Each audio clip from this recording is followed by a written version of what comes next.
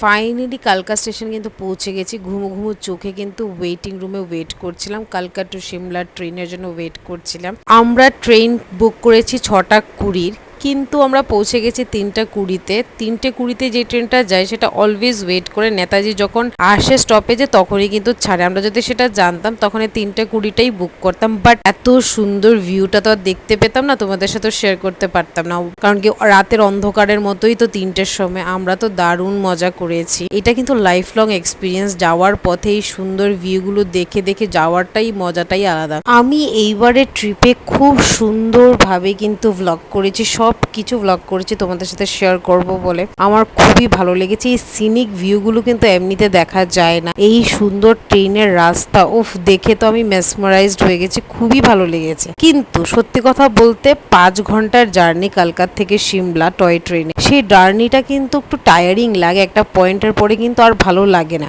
আমায় যদি জিজ্ঞেস করে সিমলাকে আমি আবার টয় ট্রেন দিয়ে আসবো, আমি বলবো না, বিকজ খুবই টায়ারিং। কিন্তু উইন্টার সিজনে ভাবো এরকম ভাবে টয় ট্রেনটা যাচ্ছে, পাহাড়ের মাঝে বরফ পড়ছে, উফ, ওইটার এক্সপিরিয়েন্সটাই আলাদা। ওইটা এক্সপিরিয়েন্স করতে তো আমি আবারও টয় ট্রেন দিয়েই যাব। খুবই সুন্দর এক্সপিরিয়েন্স হবে। জানি 5 ঘন্টার রাস্তা খুবই টায়ারিং লাগবে, কিন্তু তাও ওরতে।